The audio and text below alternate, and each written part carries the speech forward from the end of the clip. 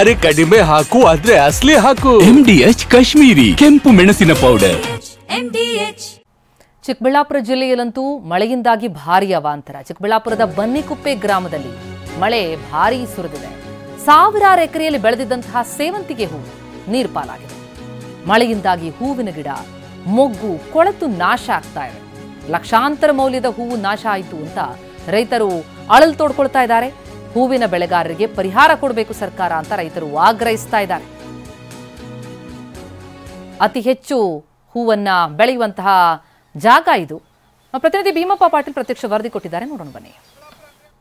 ಕಳೆದ ಒಂದು ವಾರದಿಂದ ಬಿಟ್ಟು ಬಿಡದೆ ನಿರಂತರವಾಗಿ ಜಿಟಿ ಮಳೆ ಮತ್ತು ಧಾರಾಕಾರ ಮಳೆ ಸುರಿಯುತ್ತಿರುವ ಹಿನ್ನೆಲೆಯಲ್ಲಿ ಚಿಕ್ಕಬಳ್ಳಾಪುರ ಜಿಲ್ಲೆಯಾದ್ಯಂತ ಹೂ ಬೆಳೆಗಾರರು ಸಂಕಷ್ಟಕ್ಕೀಡಾಗಿದ್ದಾರೆ. ಹಗಲು ರಾತ್ರಿ ಕಷ್ಟಪಟ್ಟು ಬೆಳೆದಂಥ ಹೂವು ನೀರು ಪಾಲಾಗ್ತಾ ಇದೆ, ಮಣ್ಣು ಪಾಲಾಗ್ತಾ ಇದೆ ಮತ್ತು ಬೇರುಗಳು ಕೊಳೆತು ತೋಟ ಹಾಳಾಗ್ತಾ ಇದೆ. ಈಗ ನಾನು ಚಿಕ್ಕಬಳ್ಳಾಪುರ ತಾಲೂಕಿನ ಬನ್ನಿಕುಪ್ಪೆ ಗ್ರಾಮದ ರೈತ ಶ್ರೀನಾಥ್ ಎನ್ನುವರ ಒಂದು ಸೇವಂತಿ ತೋಟದಲ್ಲಿದ್ದೀನಿ. ಅವರು ಇಲ್ಲಿ 2 ರೀತಿಯ ಹೂಗಳನ್ನು ಬೆಳೆದಿದ್ದಾರೆ.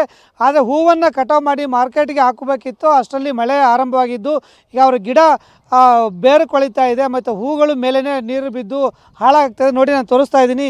ಇದೇ ಒಂದು ಏನಿದೆ ಇದು ಸೇವಂತಿ ತೋಟ. ಇದು ಸೇವಂತಿ ತೋಟದಲ್ಲಿ ಅವರು 2 ಎಕರೆ ಪ್ರದೇಶದಲ್ಲಿ, ಚಿಕ್ಕಬಳ್ಳಾಪುರ ಅಂದರೆ ಫಲಪುಷ್ಪ ಗಿರಿಧಾಮಗಳ ನಾಡು ಅಂತಲೇ ಖ್ಯಾತಿ.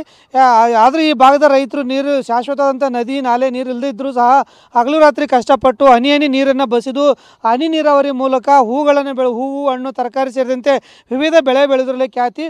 ಆದರೆ ಈ ರೈತ ಶ್ರೀನಾಥ್ ಅಂತವರು ಸಹ ಒಂದು ಹಗಲು ರಾತ್ರಿ ಕಷ್ಟಪಟ್ಟು ಬೋರ್ವೆಲ್ ಮೂಲಕ ತೋಟಗಾರಿಕೆಯನ್ನು ಮಾಡಿದ್ರು ಮತ್ತು ಇಲ್ಲಿ ಸೆಂಟ್ ಯೆಲ್ಲೋ ಮತ್ತು ಸೆಂಟ್ ವೈಟ್ ಅಂತಕ್ಕಂಥ 2 ರೀತಿಯ ಒಂದು ಹೂಗಳನ್ನು ಬೆಳೆದಿದ್ದು ತುಂಬ ಕಾಸ್ಟ್ಲಿ ಬೆಳೆ ಇದು.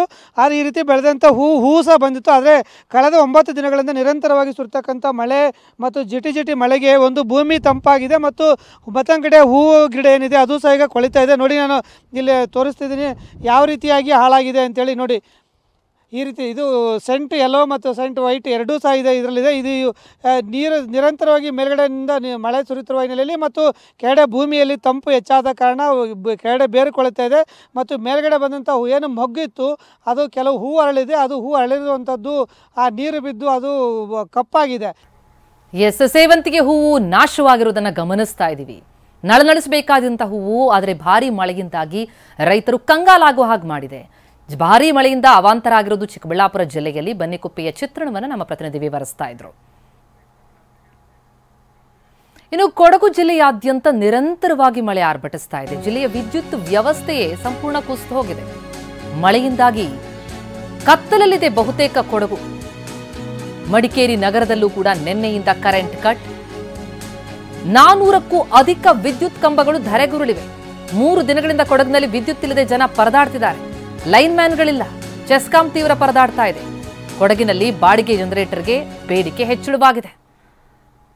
ಇಲ್ಲಿ ಮಳೆಯಿಂದಾಗಿ ಕತ್ತಲಲ್ಲೇ ಕಳೆಯಬೇಕಾದಂತಹ ಪರಿಸ್ಥಿತಿ. ಯಾಕಂದ್ರೆ ಅತಿಯಾದಂತಹ ಮಳೆಯಿಂದ ಹಲವು ಕಡೆಗಳಲ್ಲಿ ವಿದ್ಯುತ್ ಕಂಬಗಳು ಧರೆಗುರುಳಿವೆ. ಜಿಲ್ಲೆಯ ವಿದ್ಯುತ್ ವ್ಯವಸ್ಥೆಯೇ ಸಂಪೂರ್ಣ ಕುಸಿದು ಹೋಗಿದೆ.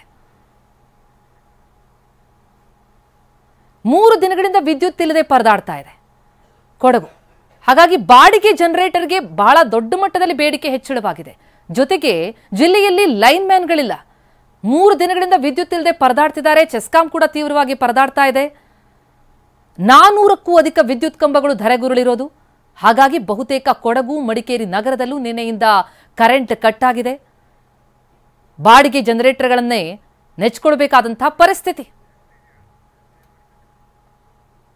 MDH ನ ಕಿಚನ್ ಅಲ್ಲಿದ್ರೆ ನಾವು ಎಲ್ಲವನ್ನು ಮಾಡಬಹುದು. ಬೆಂಗನ್ ಕ ಬರ್ತಾ, ಆಲೂ ಗೋಬಿ, ಬಿಂಡಿ ಮಸಾಲಾ, ಇನ್ನೂ ಬಹಳಷ್ಟು. MDH